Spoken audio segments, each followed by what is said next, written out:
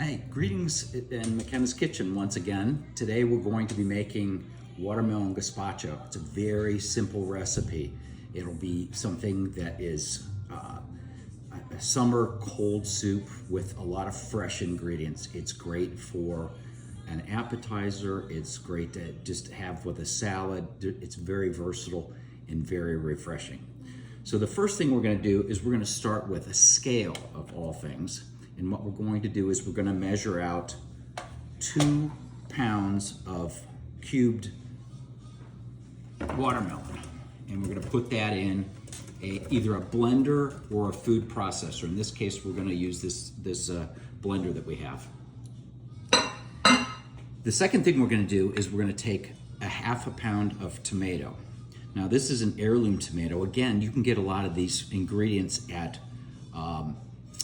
stands that sell fruits and vegetables alongside the road, or I know Milford has them, and Montgomery has them, and Blue Ash has them. Almost any city has these that are open at some point in time.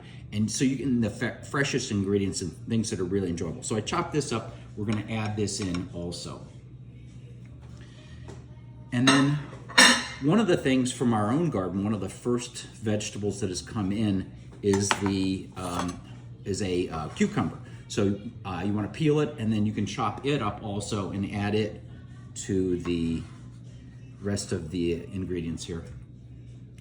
The next ingredient is just one cucumber, and the next ingredient is a handful of mint. Now what I do is at Kroger they have these little containers that have various mint and tarragon and some of the other things. So I'm using most of it, a handful of it, to add it to the soup, but I'm saving some of it so that I can use it as a garnish later. Now to this, we're gonna add some of the other ingredients to give it more flavor. We're gonna use a 1/4 cup of olive oil, 3 tablespoons of lemon juice, a tablespoon of honey to give it a little bit of sweetness. We're also going to add in a tablespoon of balsamic vinegar to give it a little acid. And lastly, we're going to add in a tablespoon of salt. Now some of this you can, after you taste it, you can either add more of any one of these, or more salt or not, just depending on how you feel about how it tastes. Then the easy thing is we just put the top on this and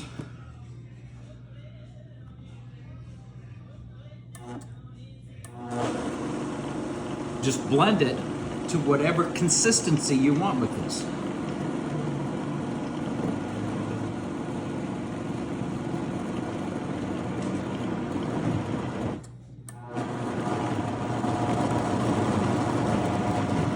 So if you want it a little bit juicier, you put it in for a little bit longer.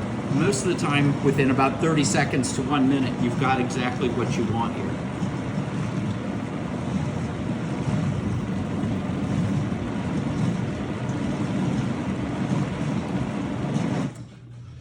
And then after that, a good thing to do is just put it in the refrigerator for a while, but obviously for demonstration purposes, we're not going to be doing that.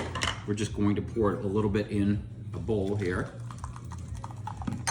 And then what you can do is add a little bit of feta cheese over the top of it in order to give it a little bit more flavor. And then, as we talked about before, a couple of mint leaves for a little bit of a garnish.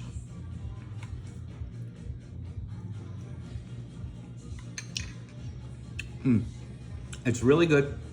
It'll be even better once it sits in the refrigerator for an hour or so. The flavors meld together, gets a little bit colder. So try it sometime. I know it's a little different, but it's real easy and it's enjoyable.